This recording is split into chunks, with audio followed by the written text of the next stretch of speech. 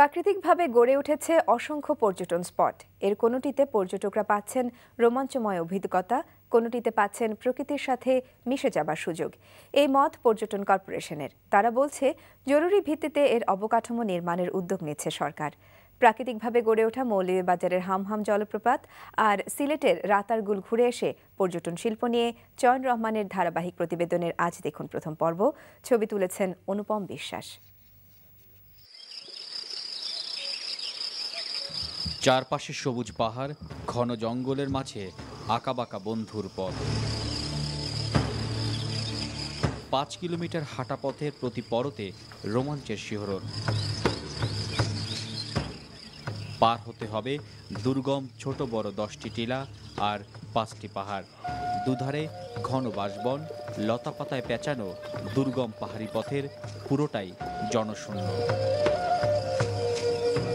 প্রকৃতির অপরূপ উপহার হামহাম জলপ্রপাতের দর্শন পেতে রোমাঞ্চের এ যাত্রায় শিহরণ যোগায় অ্যাডভেঞ্চার প্রিয় মানুষগুলোকে।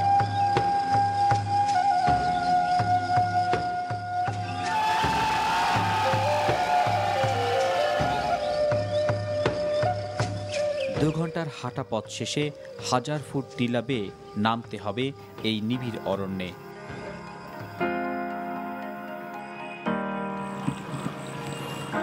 এর পাথুরে বিছানো সরু পথ ধরে এগুলেই চোখে পড়বে হামহাম জলপ্রপাতের।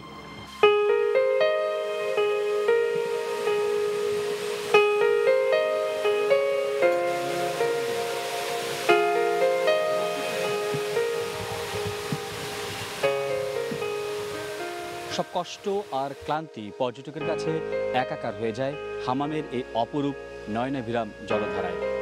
এমন জলধারায় মুগ্ধ পর্যটকেরা খুঁজছেন তাই নতুন নতুন স্পট, বেছে নিচ্ছেন বিছানাকান্দি, মহামায়ার মতো অপরূপ সুন্দর জলধারাকে।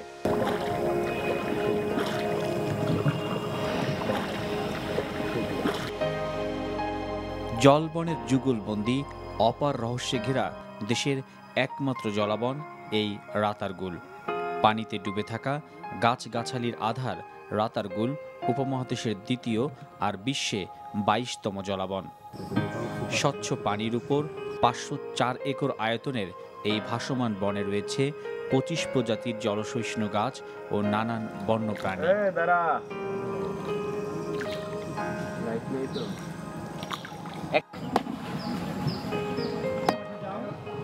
ডিঙ্গি নৌকায় চড়ে জলবনের রাজ্যে প্রকৃতির রূপসুধা অপার নয়নে দেখেন পর্যটকেরা। আঁকাবাঁকা রাস্তা, সুন্দর যায়, তার বেড়া, বাউন্ডারি এসব পরিকল্পনা থেকে আমাদের সরে আসা ভালো। প্রাকৃতিকভাবে গড়ে ওঠা এসব স্পট সংরক্ষণের কথা বলছে পর্যটন কর্পোরেশন। প্রকৃতিকে খুব কম ডিস্টার্ব করে প্রাকৃতিক সৌন্দর্য দেখে দেশি বিদেশি পর্যটকদেরকে আকৃষ্ট করার জন্য আমরা মনোনিবেশ করছি। পর্যটকেরা আশা করেন রোমাঞ্চ আর শিহরণে ভরপুর বৈচিত্র্যময় এমন নতুন গন্তব্য দেশের পর্যটন শিল্পকে করবে সমৃদ্ধ, পর্যটন বর্ষ পূরণে রাখবে গুরুত্বপূর্ণ ভূমিকা। চয়ন রহমান, এনটিভি নিউজ, রাতারগুল, সিলেট।